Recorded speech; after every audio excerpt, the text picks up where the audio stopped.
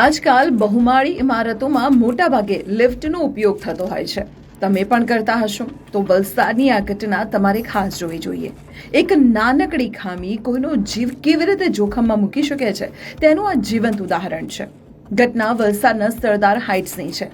અહીંની સાબરમતી બિલ્ડિંગમાં રહેતા વત્સલ પંચાલ નામના વ્યક્તિ સાથે કંપારી છોડાવી દે તેવો બનાવ બન્યો છે. વત્સલ પોતાની લિફ્ટમાં પોતાના ફ્લોર પર પહોંચ્યા અને દરવાજો ખોલ્યો. પણ જેવો તેમણે લિફ્ટમાંથી બહાર ઉતરવાનો પ્રયત્ન કર્યો ત્યાં જ અચાનક લિફ્ટ ફરી શરૂ થઈ ગઈ. લિફ્ટ અચાનક મૂવ થતા વત્સલ બેલેન્સ ગુમાવી બેઠા અને સીધા નીચે પટકાયા.